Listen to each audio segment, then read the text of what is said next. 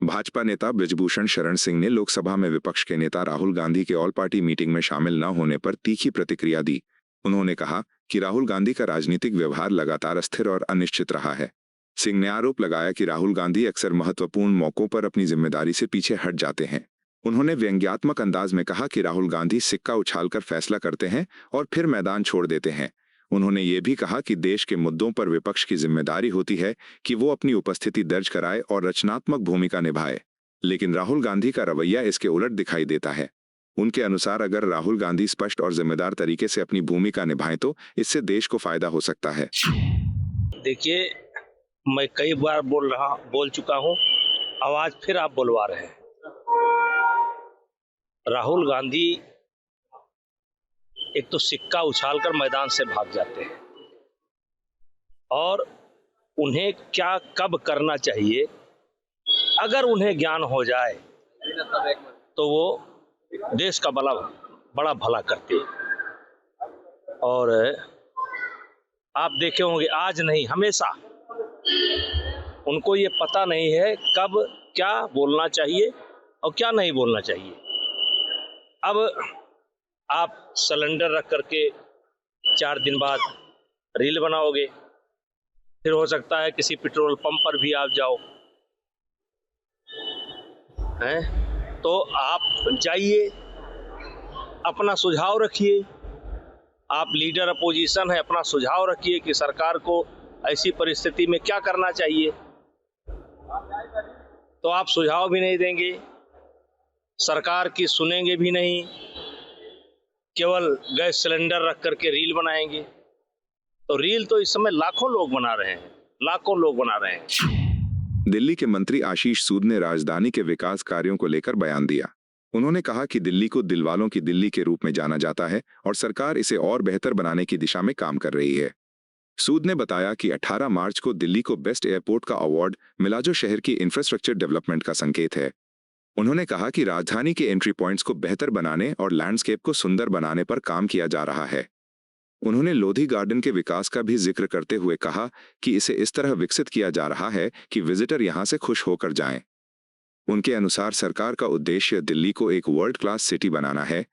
इस बयान को दिल्ली के इंफ्रास्ट्रक्चर और टूरिज्म डेवलपमेंट के संदर्भ में देखा जा रहा है। देखिए, दिल्ली दिलवालों की दिल्ली कहलाती है और अभी शायद 18 मार्च को ही हमारे एयरपोर्ट को भी एक बेस्ट एयरपोर्ट का अवार्ड मिला है।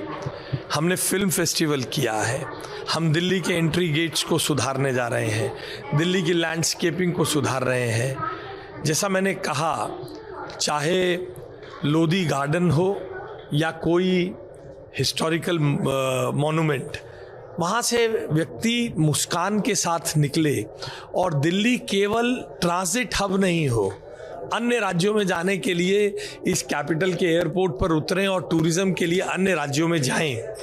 ये कन्वेंशंस का हब बने, इवेंट्स का हब बने और टूरिज्म का हब बने। और हमारे बजट में इंफ्रास्ट्रक्चर पर और कैपिटल एक्सपेंडिचर पर जो जोर है, उससे दिल्ली की इंफ्रास्ट्रक्चर में सुधार के साथ स्वयंभू एक टूरिज्म सेक्टर में भी ऑप्टिमिज्म और जिसे हम कह सकते हैं एक बूम आएगा। और हम इंडस्ट्री में काम करने वाले नागरिकों के साथ, दिल्ली के स्टेक होल्डर्स के साथ मिलकर, मुख्यमंत्री श्रीमती रेखा गुप्ता जी ने जो प्रधानमंत्री जी का विजन इम्प्लीमेंट करने का काम अपने हाथ में लिया है, उसमें ये इंडस्ट्री के जो पार्टनर्स हैं, इनका सहयोग बहुत आवश्यक है। इसलिए आज भाजपा प्रवक्ता प्रतुल शाहदेव ने ऑल पार्टी मीटिंग और विदेश मंत्री एस जयशंकर के बयान पर प्रतिक्रिया दी। उन्होंने कहा कि ग्लोबल पॉलिटिक्स में पाकिस्तान की भूमिका को नजरअंदाज नहीं किया जा सकता। शाहदेव ने आरोप लगाया कि पाकिस्तान अंतर्राष्ट्रीय मामलों में हस्तक्षेप करने की कोशिश करता है और कई बार तनाव को बढ़ाने में भूमिका निभाता है। उन्होंने कहा कि ये पूरा घटनाक्रम केवल एक ड्रामा जैसा लगता है, जहां असली मुद्दों से ध्यान हटाने की कोशिश की जा रही है। उन्होंने ये भी कहा कि किसी भी देश को दूसरे मुद्दों पर बोलने से पहले अपनी सीमाओं की सुरक्षा पर ध्यान देना चाहिए। उनके इस बयान से अंतर्राष्ट्रीय राजनीति को लेकर नई बहस शुरू हो गई है। वैश्विक स्तर पर अगर सबसे ज़्यादा अंतर्राष्ट्रीय कूटनीति में कोई दलाली करता है तो वो पाकिस्तान है ना। कहते हैं साहब इस्लाम और मुसलमानों की हितैषी। सबसे पहले तो इन्होंने अफगानिस्तान में जो वहाँ के मुसलमान थे उनको अमेरिकन बेसिस बनवाकर उनको मरवाया। उसके बाद जिस तरीके से ईरान का युद्ध हो रहा है तो ये भी सुनने को आया था कि पाकिस्तान अपने बेसिस देने को तैयार था अमेरिका को ईरान में जो मुसलमान हैं उनके ऊपर हमला करने के लिए। तो अब ये नाटक कर रहा है साहब। अरे पहले अपनी सीमा की तो रक्षा कीजिए। जो आप दूसरी चीज़ों की बात कर रहे हैं, तालिबान और अभी पाकिस्तान में घमासान युद्ध छिड़ा हुआ है, दोनों एक दूसरे को मरने मारने पर उतारू हैं। तो पहले अपने घर में अपनी चीज़ों को देख लें और उसके बाद मध्यस्थता करने की कोशिश करें। हर चीज़ में विशुद्ध रूप से दलाली और वो किसी बड़े राष्ट्र की दलाली ये शोभा नहीं देता। पर पाकिस्तान तो कभी जानता ही नहीं ना आत्मसम्मान क्या होता है। बीजेडी सांसद सस्मित पात्रा ने ओडिशा में स्ट्रेटेजिक पेट्रोलियम रिजर्व को लेकर चिंता जताई। उन्होंने कहा कि जाजपुर जिले में इस परियोजना के लिए MOU साइन किया गया था, लेकिन इस पर तेजी से काम नहीं हो रहा है। पात्रा ने कहा कि जब देश किसी संकट का सामना करता है तो ऊर्जा सुरक्षा बेहद महत्वपूर्ण हो जाती है। ऐसे में स्ट्रेटेजिक पेट्रोलियम रिजर्व का होना जरूरी है। उन्होंने ओडिशा सरकार से इस परियोजना पर तेजी से काम करने की अपील की और कहा कि इससे भविष्य में देश को फायदा होगा। उनके इस बयान को ऊर्जा सुरक्षा और विकास से जुड़े मुद्दों के रूप में देखा जा रहा है। देखिए, जाजपुर जिले में उड़ीसा के एक स्ट्रेटेजिक पेट्रोलियम रिजर्व का जो MOU साझा किया गया था, उसमें मुझे लगता है उड़ीसा की सरकार माननीय मुख्यमंत्री श्री मोहन चरण मांझी जी को तत्परता बरतनी चाहिए। जब देश में संकट आता है, जैसे वेस्ट एशिया कॉन्फ्लिक्ट को लेकर संकट आया है, तब स्ट्रेटेजिक पेट्रोलियम रिजर्व्स हमारे पास देश में रहना बहुत ही अत्यावश्यक है। अगर चंडीखोल में जाजपुर के जहां पर कि ये स्ट्रेटेजिक पेट्रोलियम रिजर्व आने वाला है, अगर वो बन चुका होता तो शायद आज हमारे देश के पास और अधिक पेट्रोलियम रिजर्व्स होते।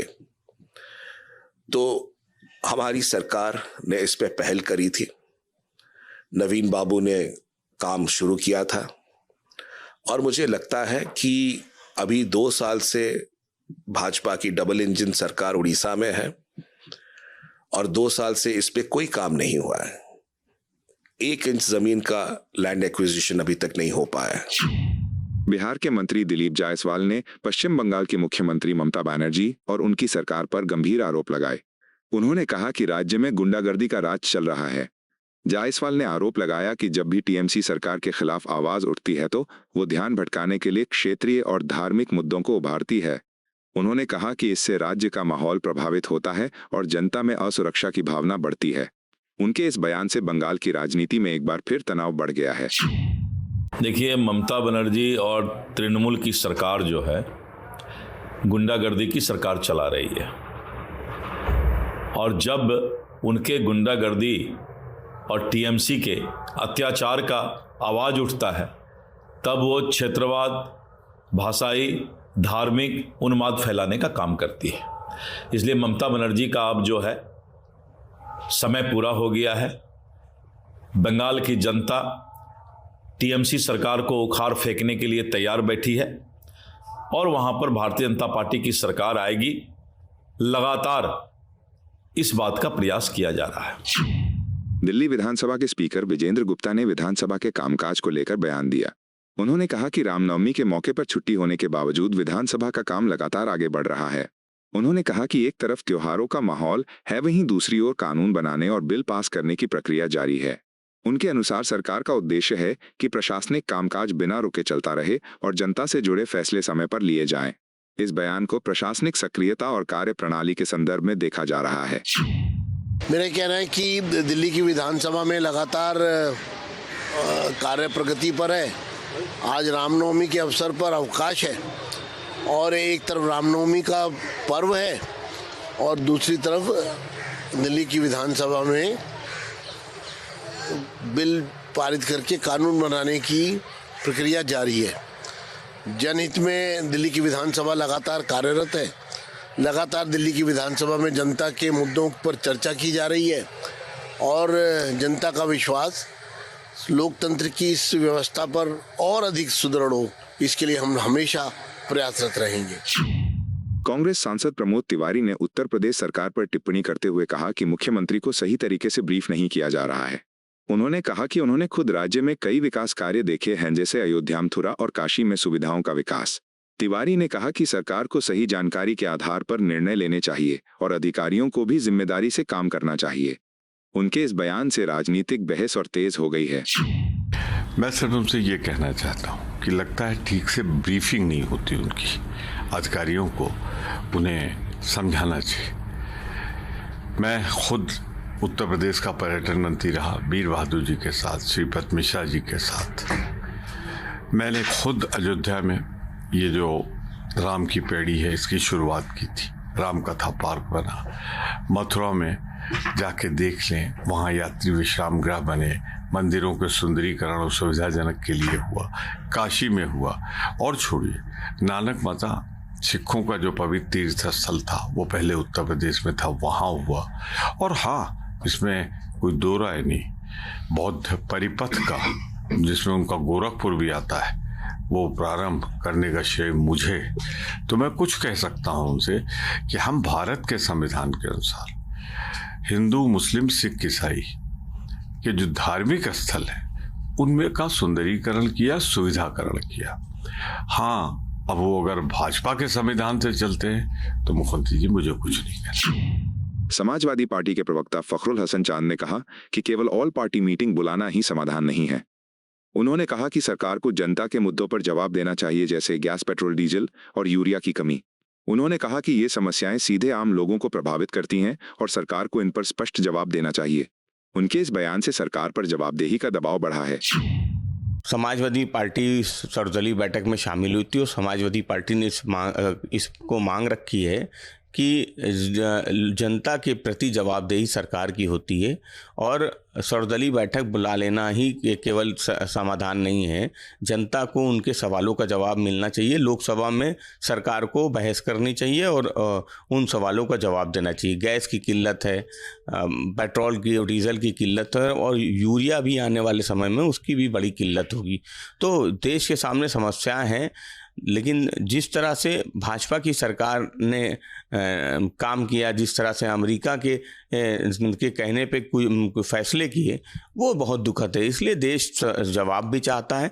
संकट की इस घड़ी में पूरा देश सरकार के साथ खड़ा है, लेकिन सरकार को भी जो अमेरिका है उसके फैसलों को नहीं मानना चाहिए। देश की अपने फैसले हैं, देश की अपने हित है और देश हित में फैसले करने चाहिए। कांग्रेस प्रवक्ता सुरेंद्र राजपूत ने नकली FMG ई सर्टिफिकेट मामले पर प्रतिक्रिया देते हुए कहा कि दोषियों के खिलाफ कार्रवाई जरूरी है। हालांकि उन्होंने ये भी कहा कि इस नाम पर बेगुनाह लोगों को परेशान नहीं किया जाना चाहिए। उन्होंने आरोप लगाया कि मौजूदा समय में कार्रवाई कई बार संविधान के अनुसार नहीं होती दिखती। उनके इस बयान से कानून और कार्रवाई के तरीके पर नई बहस शुरू हो गई है। देखिए, नकली डॉक्टरों के खिलाफ कार्रवाई का तो स्वागत होना चाहिए, लेकिन इस कार्रवाई के नाम पर निर्दोषों को पीड़ित नहीं किया जाना चाहिए। निर्दोषों को पीड़ित किया जाना एक अपराध है। भारतीय जनता पार्टी के शासनकाल में कोई भी संविधान सम्मत कार्रवाई होती दिखती नहीं है, लेकिन अगर ये कार्रवाई संविधान सम्मत है तो इसका स्वागत होना चाहिए। और अगर निर्दोषों के खिलाफ कोई ये लोग पीड़ित कर रहे हैं तो उसका कांग्रेस विरोध करेगी। आपको यह वीडियो पसंद आया हो तो इसे लाइक करें, हमारे चैनल को सब्सक्राइब करें।